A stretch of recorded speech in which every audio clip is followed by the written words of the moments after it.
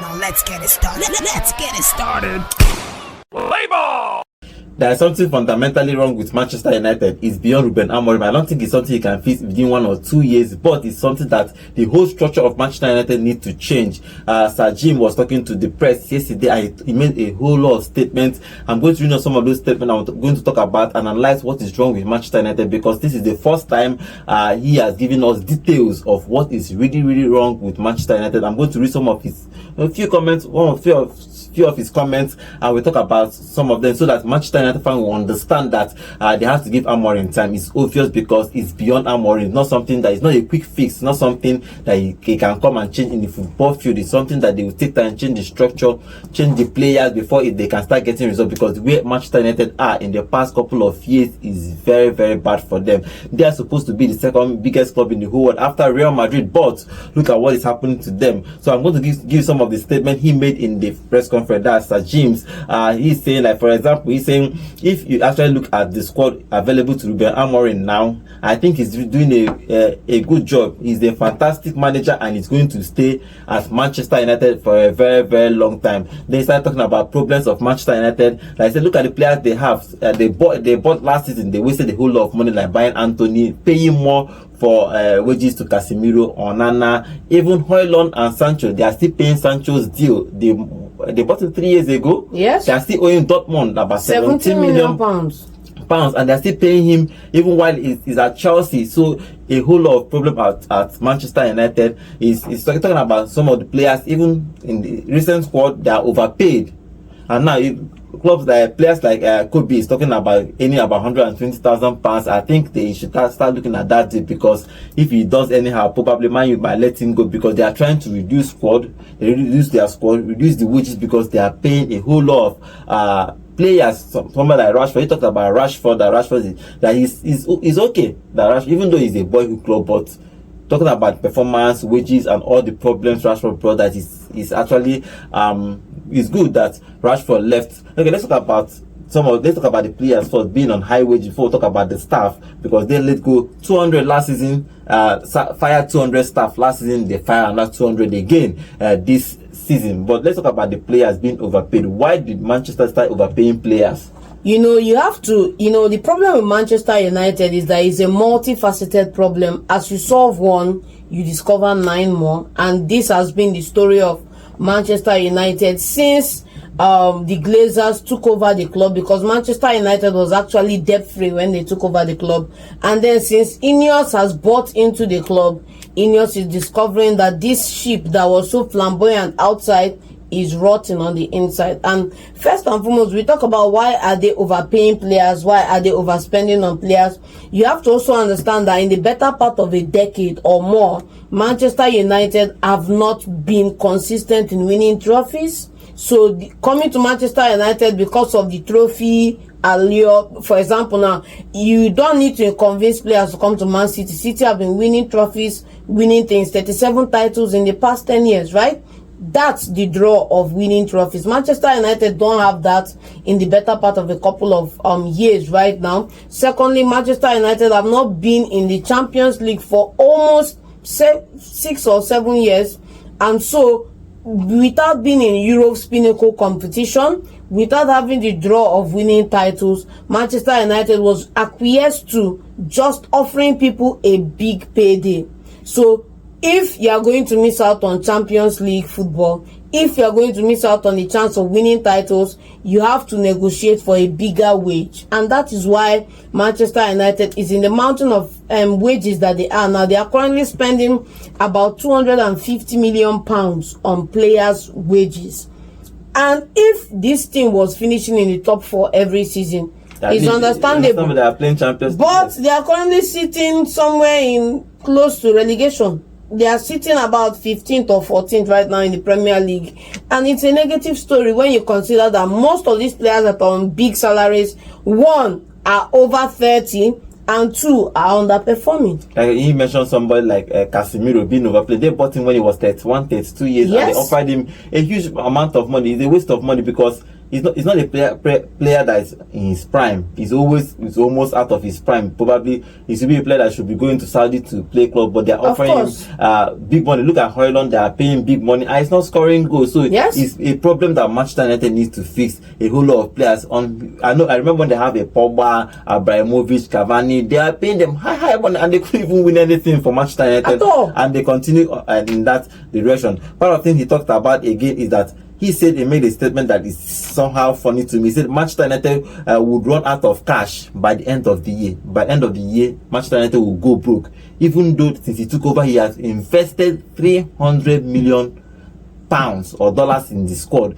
Imagine in that club. Imagine investing 300 million, and by the end of the year, 2025, they will run out of cash. That means they are spending money anyhow. Then he made a statement that is actually funny. He said that he talked about cutting off jobs. Like they sacked 200 staff last year. This year they sacked another, not sacked, as relieved from their duty, around 200. Then he made a statement that we found out that we had a body language consultant.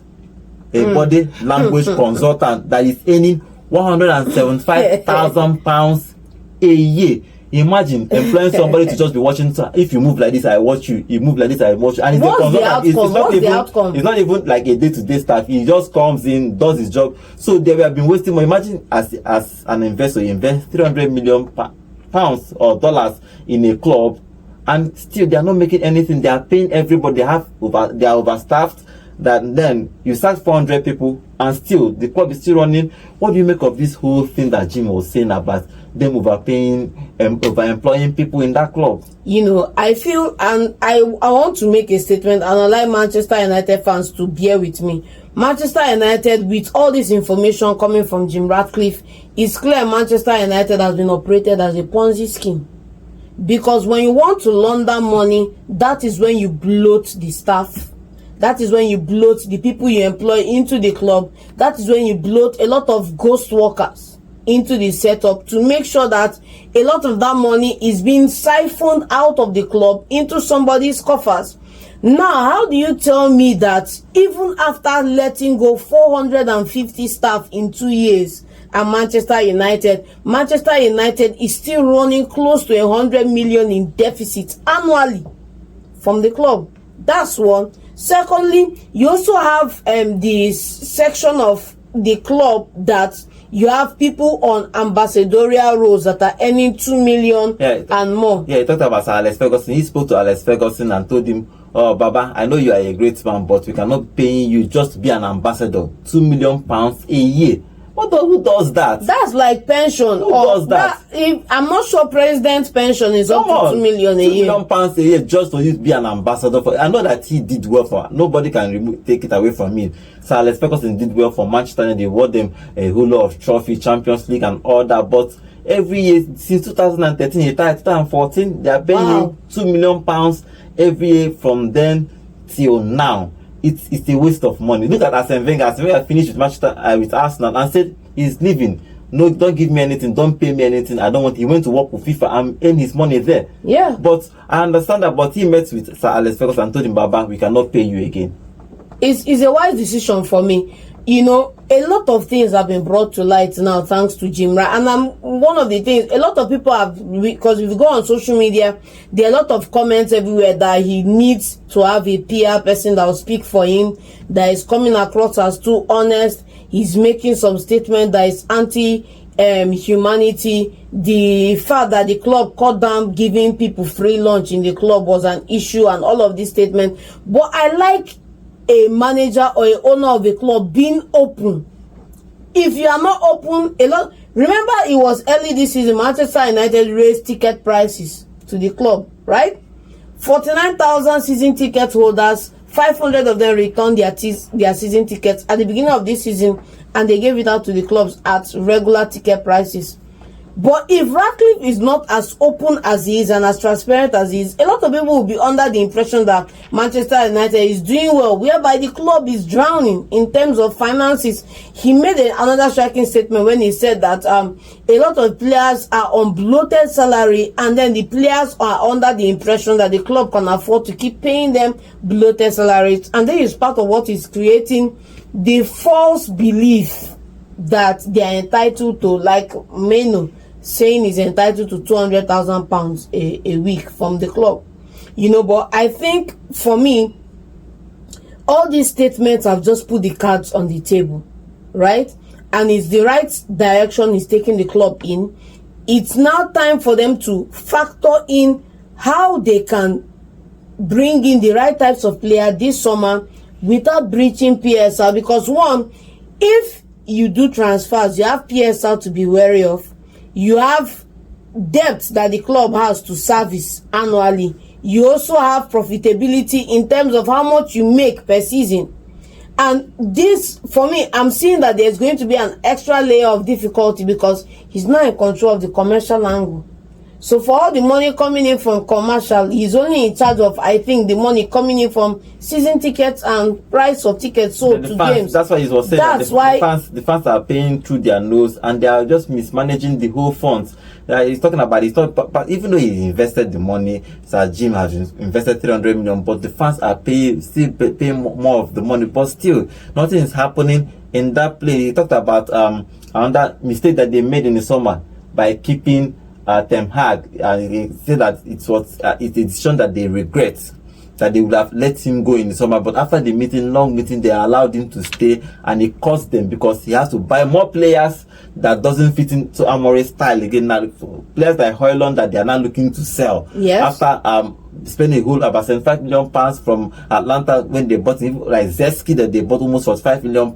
Now, Amorim is not really interested in those players. They made that mistake. What do you make of that? They are making that mistake. What prompted them to actually even allow him? Because everyone was expecting for him to get sacked. Yes. But they allowed him through sentimental purposes that let's give him a small trial again. But it's costing them.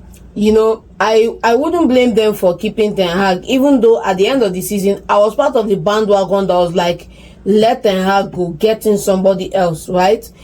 Secondly, another thing I want to speak to with regards to the whole keeping Ten Hag matter is that at the end of the season, the fans were super euphoric. One, beating City for the FA Cup and then trophy. They forgot the 38 games in the Premier League where they played poorly, where they weren't running, where players were actually bottling games to try to undermine Ten Hag. And they forgot about all this evidence, all these scenarios, and were euphoric about the FA Cup win, and then they kept the guy on. That's one mistake. Secondly, Ten Hag is the only manager for Manchester United in the past 4-5 years that they bought 7 to 11 players of his own choosing. 7 former players that played with him, extra 4 other players that he asked for. They didn't do this for David Moyes. They didn't do this for Jose Mourinho. They didn't do it for Louis van Gaal. And they did it for Ten Hag. And Ten Hag, look at it now, because in the summer they spent close to 300 million on players.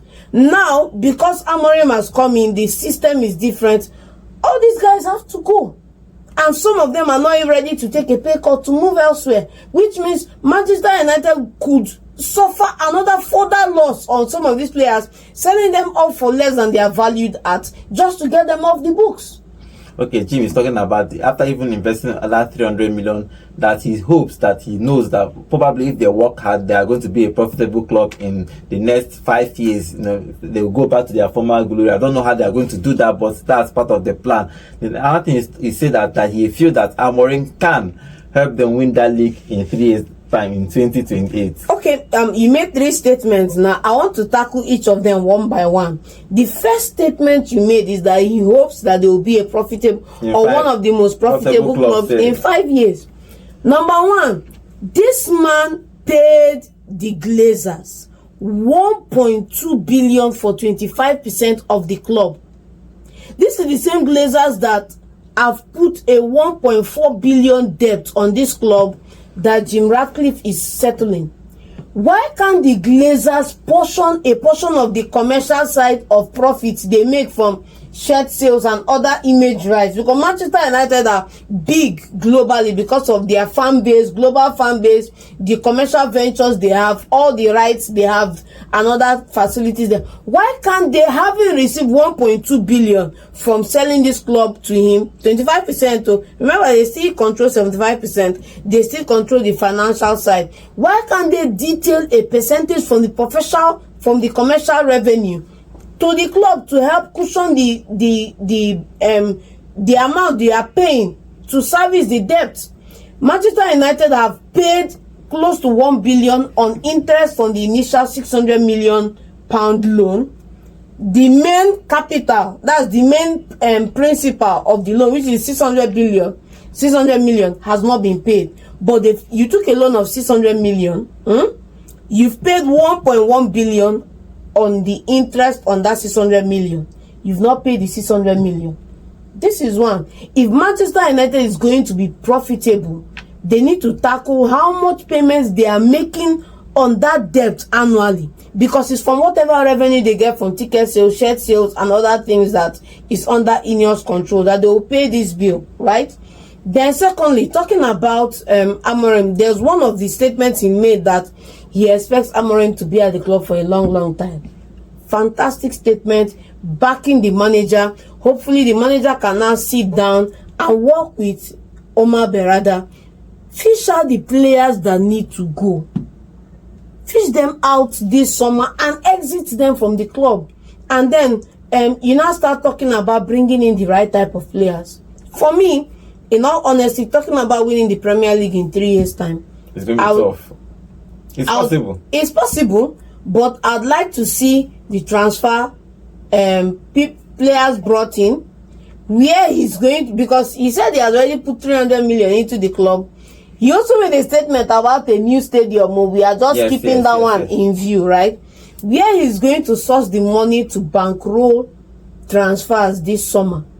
Because let's not forget that in PSL, you are allowed to only make a loss of 100 million in 3 years in transfers. So where he's going to source the money to make the transfers necessary is what me I'm interested in before we talk about winning the Premier League. Yeah, he said that his fund is going to be available for Amorim in the summer to buy players, but it depends on how many players he could release, because the plan is for them to release so many players this summer, or even at least 80%. Release some batches of players. For example, Rashford will go. Shaw should go because Shaw is on high wages. He's not playing football. Yes. He should go. Rashford is high Casemiro. wages. You should go. Casemiro, high wages. You should go. Eriksen, high wages. You should go. So it depends on how many players they sell in the summer. They let go in summer. The cut cost. Then they'll add fund to make the fund available for Amorim to sign players in the summer. But he is hoping that in 2028 they are going to be winning or challenging for the title.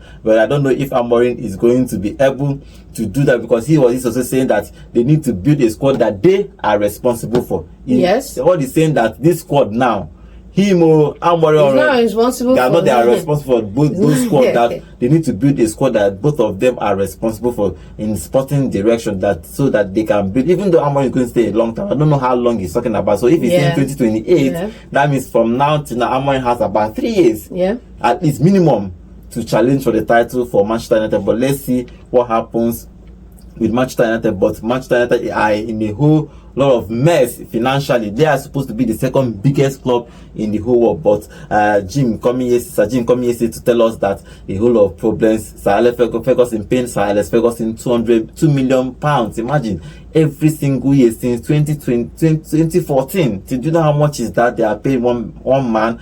They have jobs that they are not necessary. Look at one, they are paying 175 just to be looking at people movement. Like if I shake my body or do like this, you pay him 175,000 pounds, and they have sacked 400 staff, and the club is still there working very well. So the whole thing, as John said, it might be a Ponzi scheme, it might be a scam scheme. Somebody is trying to take away money from Manchester United. It has been like this since a very long time, because they have been a profitable club. Truthfully, somebody saw that advantage. Zero debt before Glazers, and started seeing that profit and started wanting to take money and probably created a structure that is disastrous for Manchester United. So for Amorim, it's going to take him time to build. So Manchester United, you can go online and read or watch that full interview so you understand where your club stands. For me, John, I think we should give Amorim at least that 3 years, so no one should disturb him. Let him build. Because truthfully, they are not responsible for this particular squad.